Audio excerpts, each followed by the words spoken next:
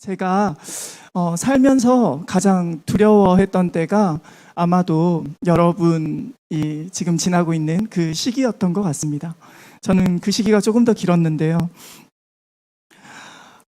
뭐 이런저런 정보가 많죠. 정보가 많았고, 그리고 또 많이 듣고 보는 것도 같고, 그런데 정작 무엇을 해야 할까? 어떤 직업을 가져야 하나? 내가 지금 잘 살고 있기는 한 건가? 그런 마음이 많이 들었던 때 같습니다. 마치 망망대해에서 표류하는 그런 배와 같이 그렇게 막연한 시간이 저에게는 길었습니다. 스티브 잡스는 많은 무슨 말을 했냐면 한번 띄워주시겠어요? 네. 글씨가 작은데, 네네, 여기서 보이시죠? 많은 경우 사람들은 원하는 것을 보여주기 전까지는 무엇을 원하는지도 모른다라는 명언을 남겼습니다. 그러니까 내가 무엇을 원하는지 잘 모른다는 거예요. 그냥 남들 다 하는 것 중에 되도록이면 나에게 익숙한 게 편하니까, 그리고 남들이 가는 길을 중에 보니까 내게도 좋아 보였던 길을 택하고, 그래서 나도 이 길을 걸으면 되겠다 생각하고 정작 그 길로 들어섰는데 정작 들어서 보니까 나에게 맞지 않는 길이야 라고 하는 그런 어려움이 있는 때인 것 같습니다.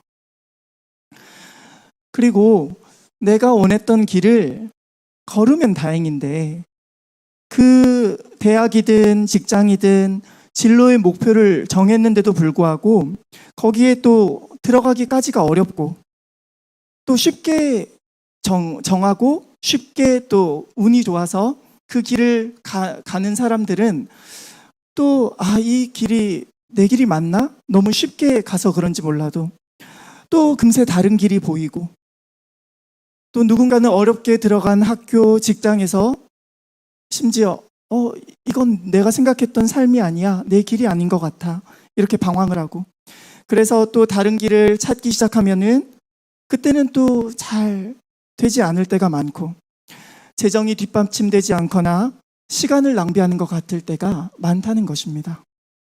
이렇게 우리가 가장 문제라고 생각하는 것은 사실 나에게 있어서 최적의 자리가 어디인지를 모른다는 그런 우리의 한계가 있습니다. 여러 선택의 기로에서 물론 잘 선택한 것처럼 보이는 친구들도 있고, 그래서 그 친구들을 보면은 나랑 다르게 앞서 나가는 것 같고, 또 뭐 타고난 그런 복이 있는 것 같아 보이기도 하고, 또 관계나 뭐 아닌 여러 상황에 운이 따르는 것 같아 보이기도 하고, 그렇게 남들은 나보다 앞서 달리는 것 같은데 나는 뭐지? 이렇게 결국 인생의 길은 자기가 정하기가 어렵다는 데서 다시금 우리의 한계가 드러난다는 것입니다. 사실 우리는 모두 꽃길을 걷고 싶어 합니다. 적어도 남에게 피해는 주지 않아야지. 그러려면 내 앞가림이라도 잘 해야지. 그런데 지금 나는 뭘 하고 있지? 이런 두려움이 여러분의 시기에 가장 많지 않을까 싶어서 이 말씀을 나누고 싶었습니다. 가장 자기 앞가림 잘하는 방법 하나 알려드릴까요? 네네, 감사합니다. 그것은 자족하면 됩니다.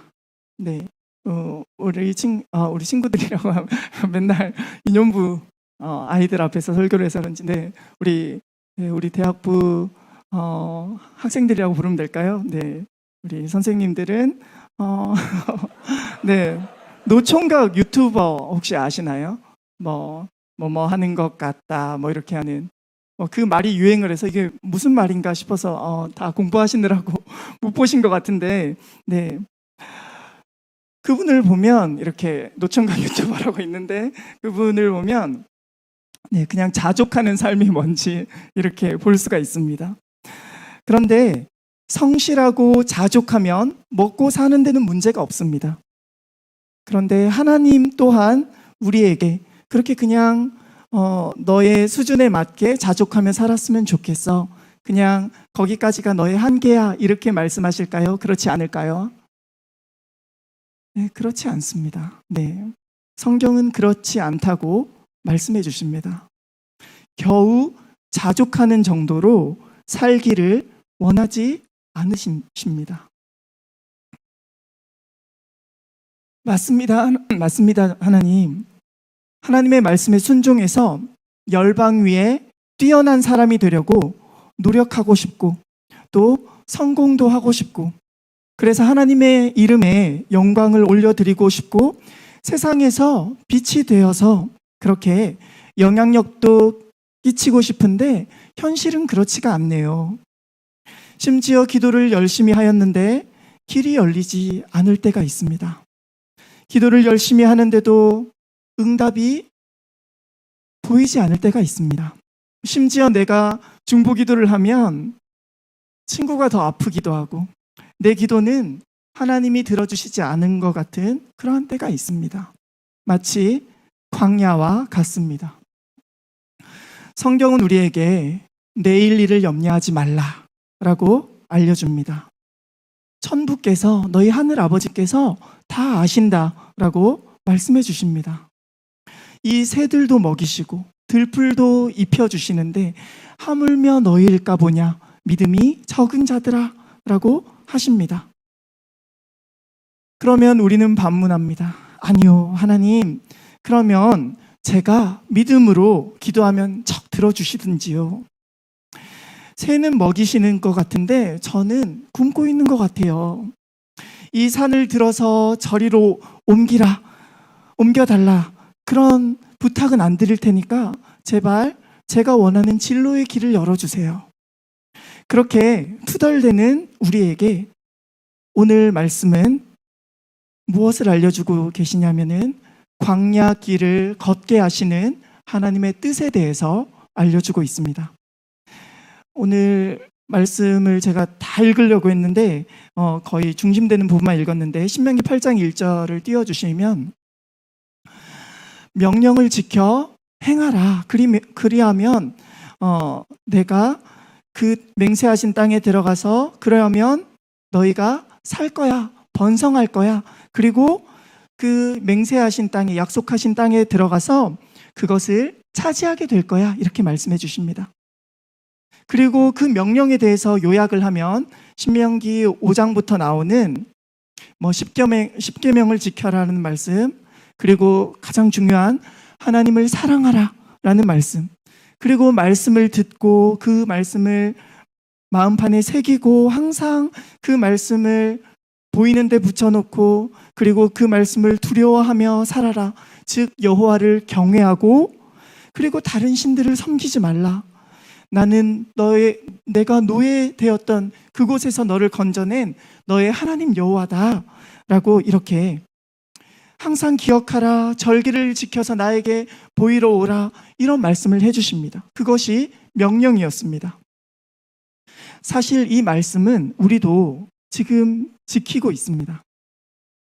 여러분처럼 목사님 좋아하시고 그리고 교회를 좋아하고 말씀 듣기 좋아하고 여러분들 보면 제 청년 때가 생각이 나더라고요. 늘 교회에 붙어 있고 이렇게 막 교회에서 뭐 하자라고 하면은 잘 따라주고 이런 우리 대학부 지체들을 보면서 제 대학생 때가 생각이 났는데 그렇게 교회를 좋아하고 말씀 듣기 좋아하고 이웃에게 해 끼치지 않고 이웃을 섬기고 도와주고 그리고 사랑하고 서로 사랑하고 그러면은 복 받는다라고 말씀하시는데 그 말씀이 참 맞습니다.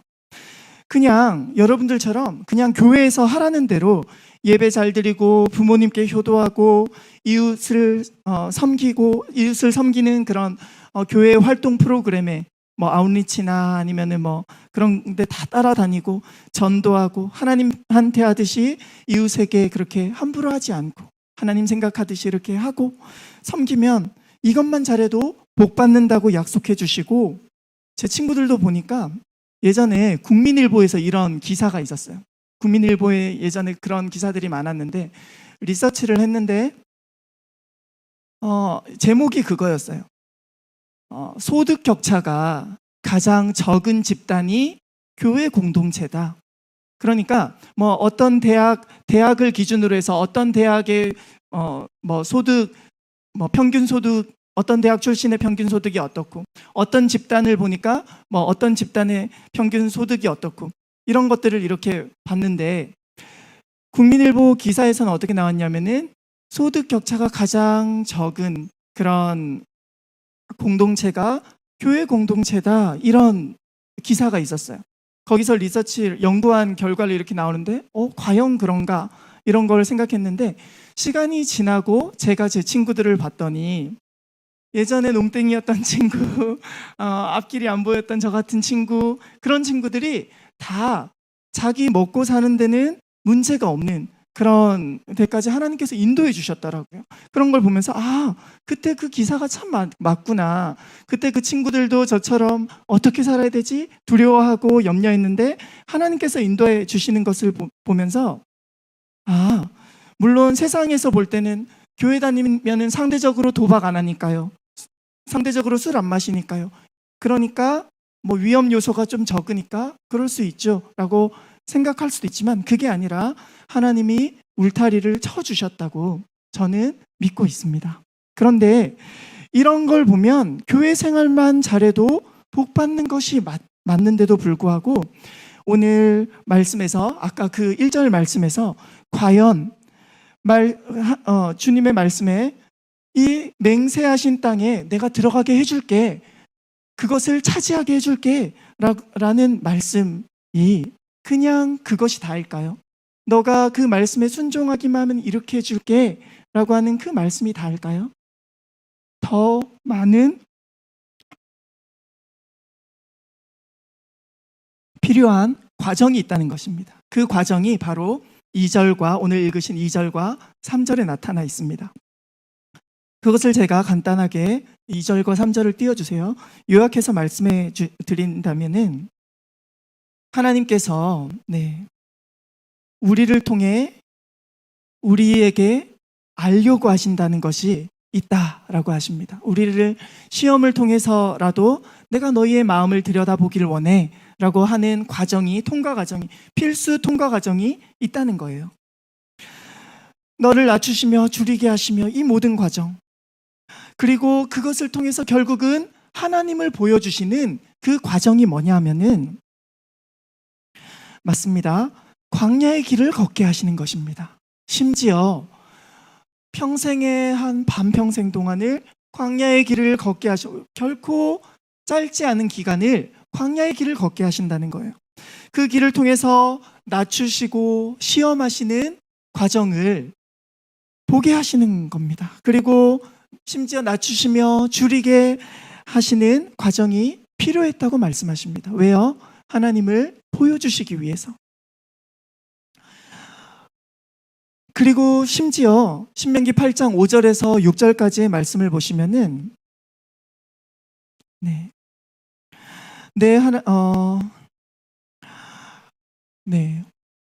내 하나님 여호와의 명령을 지켜서 그의 길을 따라가며 그를 경외할지니라 라고 말씀하고 있는데, 어떻게 지켜서 따라가게 하셨다라고 말씀하시냐면은 징계하는 과정이 필요했다라고 말씀하고 있습니다. 그렇죠? 5절 말씀 보시면은 왜 징계하셨습니까? 왜 그 결과가 어떠하다고 생각을 하셔서 징계하셨다고 말씀하십니까? 결국 6절 말씀처럼 명령을, 징계의 과정을 통해서 징계의 과정을 통과했기 때문에 명령을 지켜내겠구나, 얘가 이제는 명령을 지켜 그의 길을 따라가는 데까지 이르겠구나 라는 그 결과를 보시기 위해서 징계의 과정을 거치도록 하셨다라고 말씀하십니다. 결국 왜 내 인생이 이럴까? 포기하는 자들도 많지만 그래도 포기하지 않는 인생은, 자기의 삶을 놓지 않는 인생은 뒤돌아본다는 거예요. 뒤돌아보면서 내가 이렇게 뭐가 잘못됐지? 왜 이런 일이 나에게 일어나지? 내가 누구한테 혹시 잘못한 것이 있을까? 혹시 하나님께 잘못한 것이 있을까? 다만 예배를 잘만 드려도 복을 받는다는데 내가 혹시 예배를 소홀히 하였나?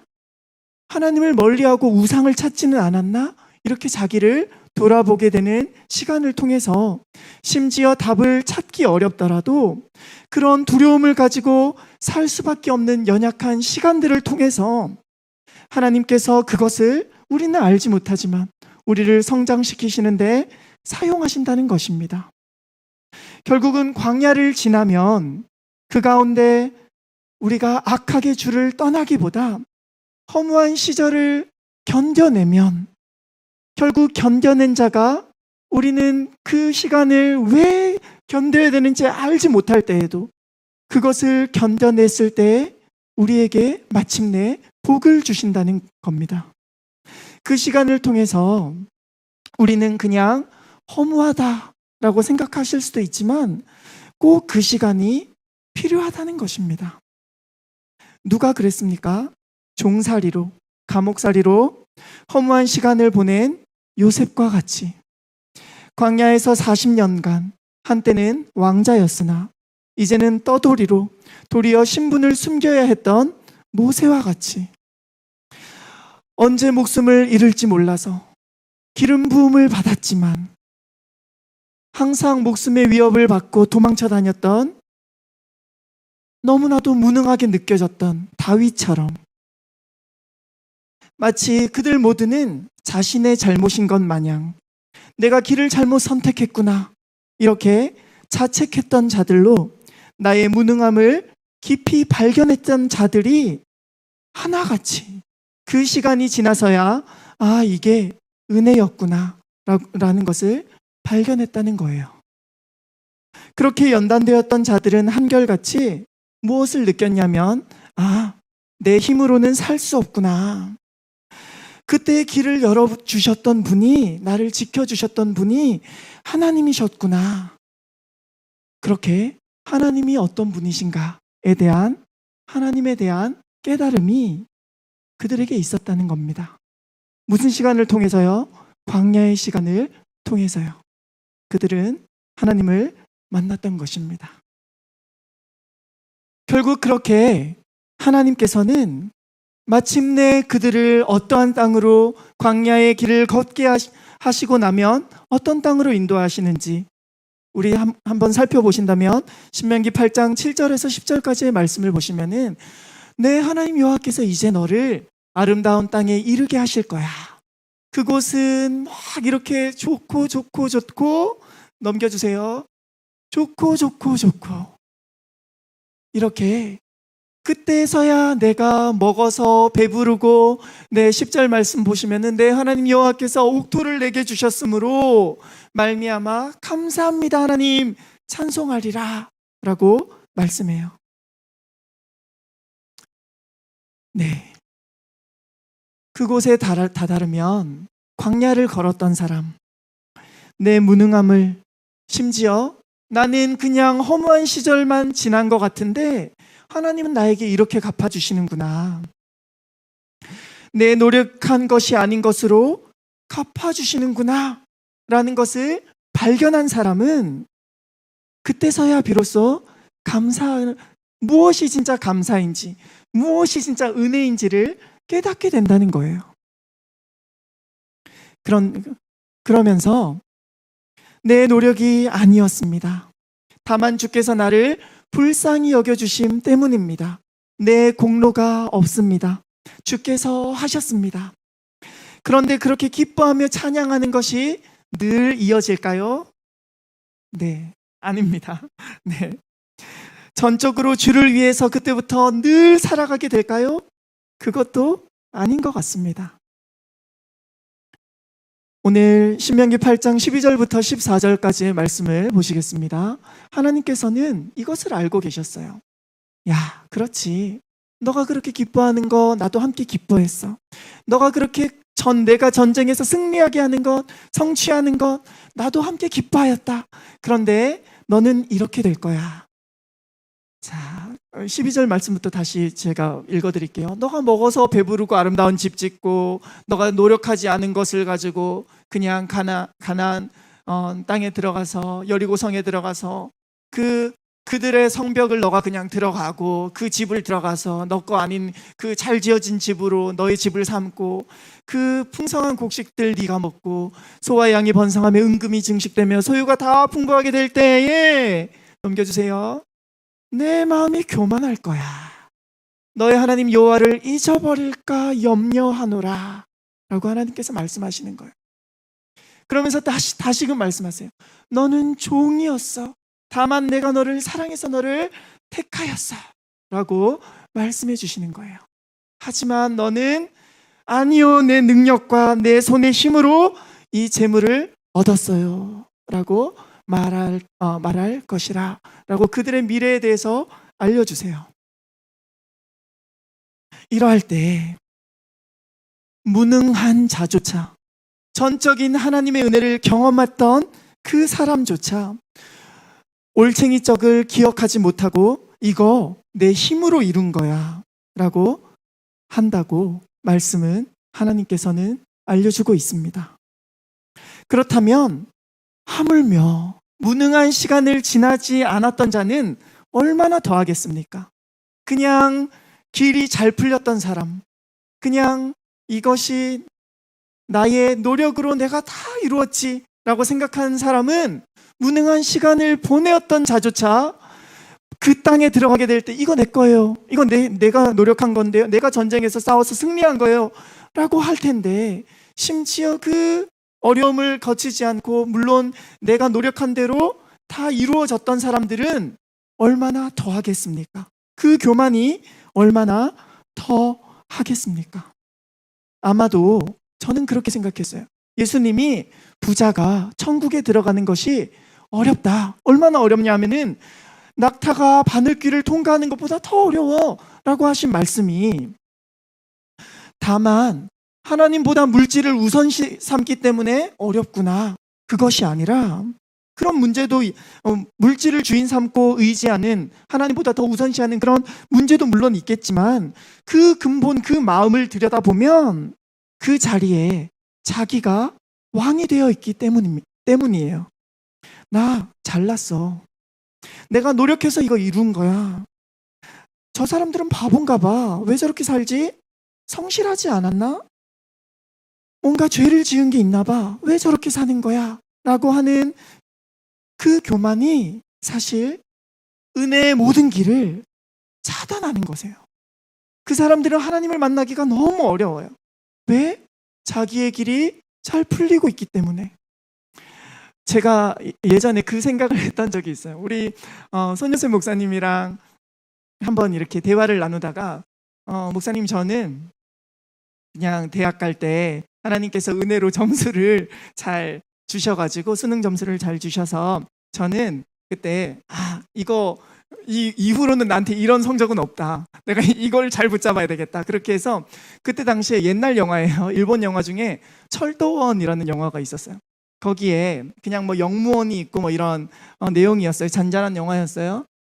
그 영화를 보고 제가 그 기관사 한국 철도대를 가려고 했었어요. 그래서 아버지한테 그냥 아버지 저 철도대 갈래요 라고 했는데 아버지가 안 돼 라고 하시고 아버지가 원하는 대학에 가라고 하셨는데, 뭐 저도 그 대학을 이렇게 좋게 생각했기 때문에 그 기독교 대학으로 갔었어요.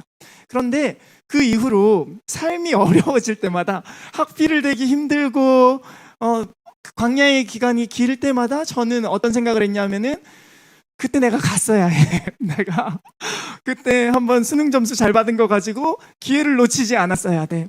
그러면 나는 지금처럼 무능한 취급을 당하지 않았을 거야.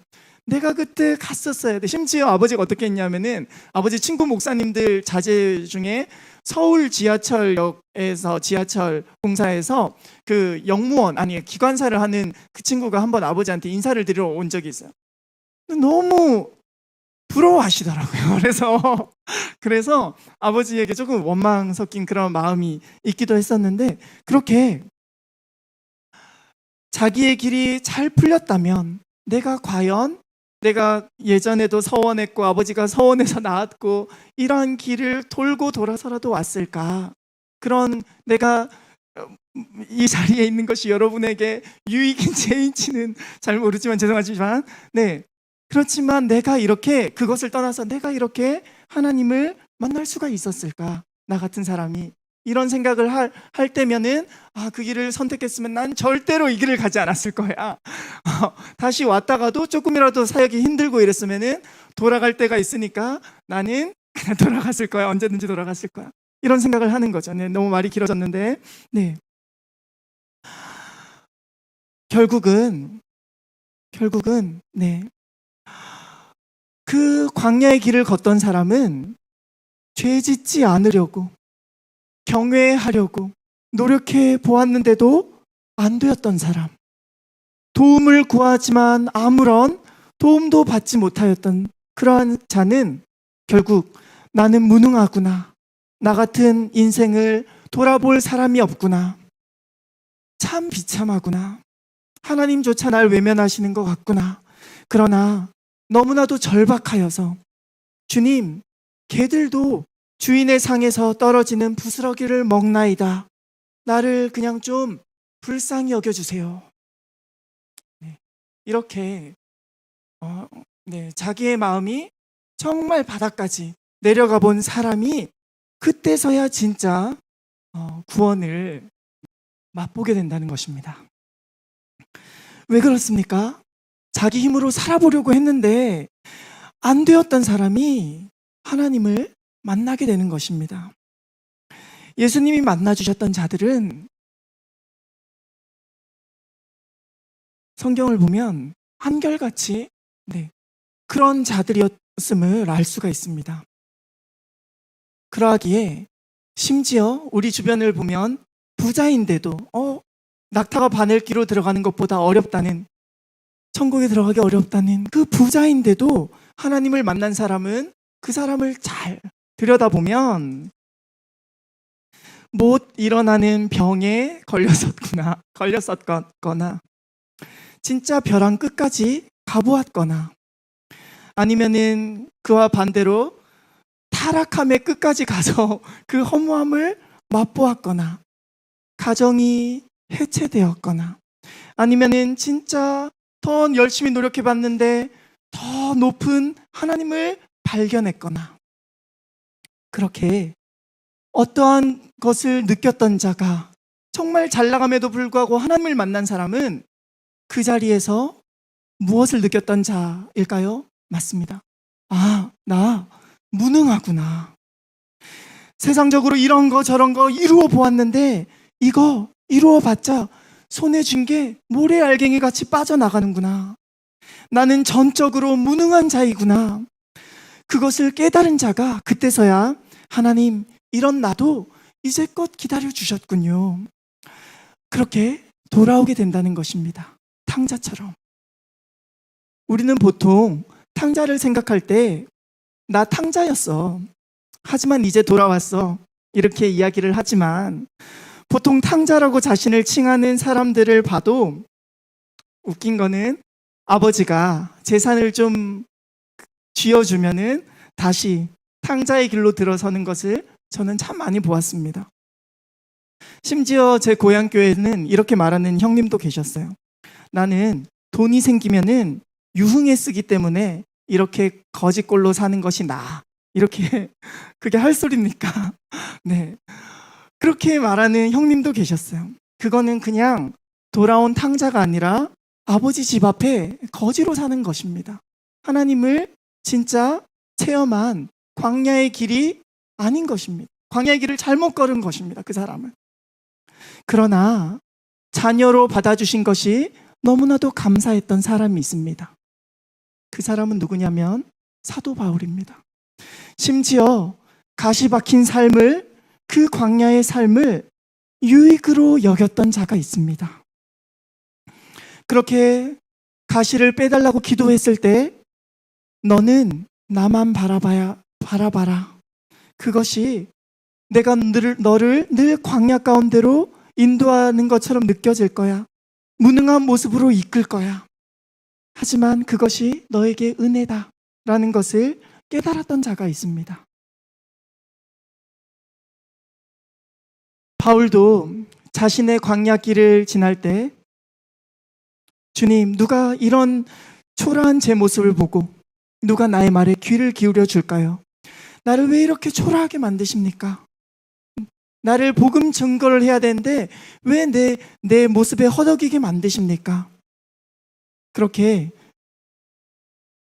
하나님 앞에 간구할 때에 고린도후서 12장 7절부터 10절까지의 말씀을 보시면은 이렇게 말씀합니다. 이것이 너무 자만하지 않게 너를 광야 가운데로 이끄는 거야. 그렇게 내가 떠나기 위해서 3번이나 간구했지만, 넘겨주세요. 내 은혜가 너에게 족하다. 왜냐하면은 내 능력은 약한 너에게서 온전하여지기 때문이야 라는 것을 깨달았을 때 내가 이것을 자랑하게 되고 내가 약할 때 그리스도의 능력이 나에게 머무는구나 라는 것을 깨달았다는 거예요. 그러면서 내가 약한 그때 강함이라 라고 고백하는 것입니다. 가시를 좀 빼주세요 라고 하는데 가시를 그냥 놔두실 뿐만이 아니라 내 능력이 너의 약한 데서 온전하여지는 거야. 약한 그릇을 내가 쓰는 거야 라고 하실 때 나의 무능함이 주의 능력이 머무시는 그릇이군요 라고 하면서 도리어 나의 무능함을 자랑하게 된다는 것입니다. 결국은 그 바울이 깨달은 말씀처럼 고린도전서 1장 26절부터 보시면은 너희를 부르심도 내가 볼 때에 약한 자를 들어서 쓰시는 거야. 문벌 좋지 않은 자, 그리고 미련한 자, 그리고 넘겨주세요. 약한 자, 천한 자, 멸시받는 자, 없는 자를 너희도 택하시는 것을 보아라 라고 그렇게 형제들과 나누게 된다는 거예요. 결국은 하나님께서 왜 이렇게 일하시는 것 같습니까? 저는 예전에 그렇게 생각한 적이 있어요. 찐따를 사용하셔야지 더 극적인 연출이 가능하시구나 이렇게 생각을 한 적이 있어요. 그런데 조금 더 보니까 그게 아니에요. 굳이 그럴 필요가 없으신 분이에요. 하나님께서는 모든 제국 위의 제국이었던 바벨론 왕을 7년 동안이나 그냥 땅에 있는 짐승으로 만드신 분이에요. 그리고 예배에 쓰는 그 잔으로 술을 마신 그 건방진 그 왕 앞에서 손가락으로 글씨를 쓰시고 회개할 기회도 주시지 않으시고 그냥 죽여버리시는 하나님이세요. 지혜 있는 자들의 지혜를 우습게 여기신다는 분이 왜 그러면 없는 것들을 택하신다라고 말씀하는 거죠. 가장 지혜로운 자, 가장 높은 권력에 있는 자, 가장 부유한 자 앞에서 그냥 위엄을 드러내시기만 해도, 그 사람들이 엎드리기만 해도, 우리 가끔 그러잖아요. 유명한 연예인이 하나님 살아계세요. 정말 유명한 부자가, 정말 뛰어난 재판관이든지 정치 지도자든지 그런 사람이 하나님 믿어라 라고 하면은 영향력이 더 강한 것을 우리가 역사를 통해서 알고 있잖아요. 그런데도 불구하고 왜 그렇게 쓸모없어 보이는 약한 그릇을 사용하시고 전도에 미련한 것으로 믿는 자를 부르시기를 기뻐하셨다라고 말씀하시냐면은 무능한 자, 심령이 가난할 수밖에 없는 자, 상한 심령의 예배를 드리는 자를 통해서 그들의 예배를 받으시고 무능한 자에게, 사망에 눌려있는 자에게 도리어 그 어려움을 통해 나의 무능함을 인정할 수밖에 없는 자가 예수님께서 찾으러 오셨던 자, 건강한 자가 아니라 병든 자에게 의사가 쓸데있다 라고 하신, 그리고 내가 의인을 부르러 온 것이 아니라 죄인을 부르러 왔노라 하신 주님의 뜻에 맞기 때문입니다. 결국은 주의 성령이 내게 임하셨으니 이는 가난한 자에게 복음을 전하게 하시려고 내게 기름을 부으셨다. 나를 보내사 포로된 자에게 자유를, 눈먼 자에게 다시 보게 함을 전파하며 이사야서의 말씀같이 눌린 자를 자유롭게 하고 주의 은혜의 해를 전파하게 하려 하심이라. 이 모든 말씀이 예수님께서 오셨을 때 마태복음에서 기록한 것과 같이 스불론 땅과 납달리 땅과 요단강 저편 해변길과 이방의 갈릴리요, 다 그냥 천한 자들이 사는 곳이었습니다. 흑암에 앉은 백성이 큰 빛을 보았고 사망의 땅과 그늘에 앉은 자들에게 빛이 빛이었도다 라고 말씀하시는데, 그렇게 소망 없는 그들에게 주님의 뜻대로 복음을 증가하셨다는 것입니다. 결국 인생이 자기 길대로, 자기 뜻대로 풀린 사람은 죄인임을 인정하기가 어렵습니다. 도리어 베테랑 어부였으나 밤이 맞도록 수고하여도 물고기 한 마리 잡지 못하였을 때, 주님을 만나고 물고기를 얻게 되었을 때, 아, 나는 무능한 자이군요. 나는 죄인입니다. 나에게서 떠나소서 라고 그렇게 고백하였던 베드로와 같이 무능한 자가 그때서야 자신이 죄인임을 인정한다는 것입니다. 잘난 줄 알고 율법을 지키는 줄 알았지만 막상 드러내놓고 보니, 하나님 앞에 눈이 멀어놓고 보니, 다시금 눈을 뜨고 보니 나처럼 죄인의 괴수인 자가 없다라고 고백했던 바울처럼, 그리하여서 주님을 어떻게 하면은 내 마음에 계속 모실 수 있을까? 빌보서 3장 7절부터 9절 말씀 띄워주시기 바랍니다.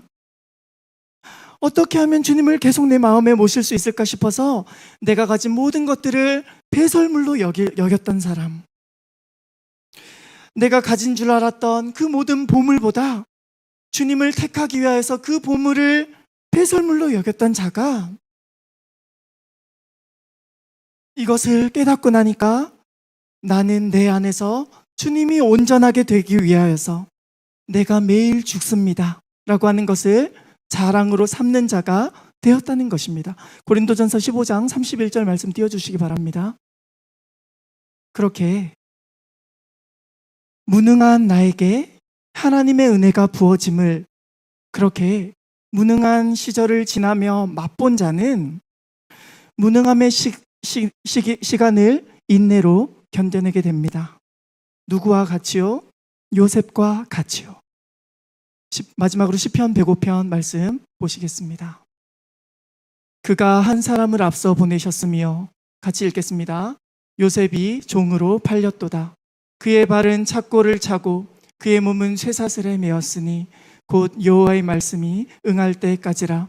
그의 말씀이 그를 단련하였도다. 왕이 사람을 보내어 그를 석방하며 뭇 백성의 통치자가 그를 자유롭게 하였도다. 그를 그의 집의 주관자로 삼아 그의 모든 소유를 관리하게 하고 그의 뜻대로 모든 신하를 다스리며 그의 지혜로 장로들을 교훈하게 하였도다. 아멘. 그렇게 가시가 박힌 삶, 무능한 광야를 경험한 자, 너무 무능해서 오늘 본문의 말씀과 같이 바라볼 곳이 하늘밖에 없어서 한숨 지으며 바라본 하늘에서 마침내 만나가 내리는 것을 경험했던 인생은, 때론 내가 원하는 것을 손에 쥐고 다시금 탕자가 되어서 다시 하나님을 떠난다 하더라도 실패하게 되었을 때 나의 집을 기억합니다. 왜요? 결국은 전적인 무능함의 시간을 지나본 사람만이 나는 아무 낙이 없다고 할 해가 가깝기 전에 창조자를 기억하는 줄 믿습니다. 그렇게 요셉처럼 내가 한 거 아니에요, 형님들. 걱정하지 마세요. 하나님이 나를 이곳에 두셨어요. 그렇게 무능함의 시간을 잘 지나가는 우리 대학부 지체들 되기를 예수님의 이름으로 축복합니다.